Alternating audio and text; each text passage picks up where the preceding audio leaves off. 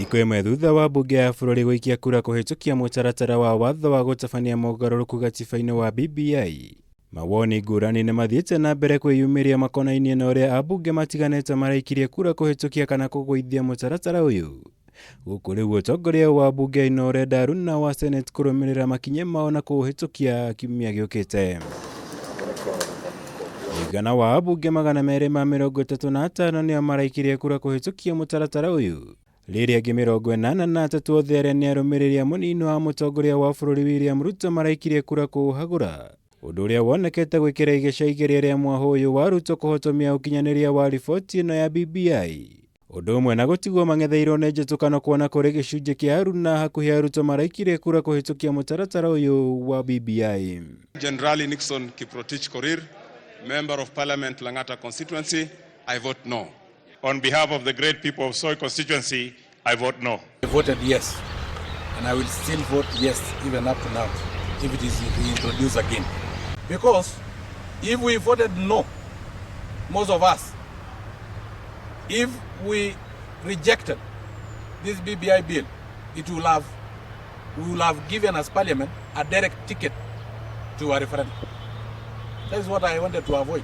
Nĩ kumana na kũhĩtũka kwa mũtaratara ũyũ rĩu mũtongoria wa aingi mbunge-ini Amos Kimunya na muhuri mucarica wa aria anini Junet Mohammed maikĩtie hoya kũrĩ aruna wa mbunge ya Senate, makĩmenda kũhĩtũkia mũtaratara ũyũ kiumia gĩũkĩte nĩguo kũhotithia utabania wa kura ya mawoni mweri-inĩ wa mugwanja ta ũrĩa gũbangĩtwo.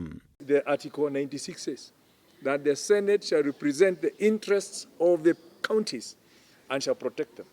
Yeah?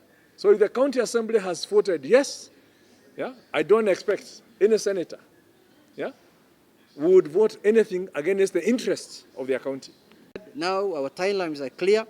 We expect the Senate to finish next week, and we want after that now to prepare for the referendum. And I can guarantee you, for those who are doubting that there will be no referendum in Kenya, the answer was last night. Speaker wa Senate Ken Lusaka aratarĩirie cikaro cia mbunge ĩyo nginya kiumia gĩũkĩte rĩrĩa magaikiria kura mũtaratara ũyũ wa gũcenjia gatiba. No mbere ĩyo areranĩra kwamba gũkinyanĩria itua rĩake rĩgiĩ kana mbunge ĩyo no ĩtabanĩrie mogarũrũku mũtaratara ũyũ. Gũkũ atongoria aya rĩu magwetete ũhotani wa mũthenya wa ira mbunge-inĩ ta kĩonereria kĩa ũrĩa maũndũ makahana hĩndĩ ya ũtabania wa kura ya mawoni. But yesterday we managed to raise 2/3 in Parliament. What does that tell you? It tells you that the handshake that happened at the steps of Harambee House has the support of all Kenyans.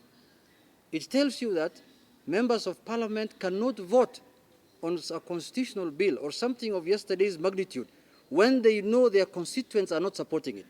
At least the Kenyan people now know who is with them and who is against them.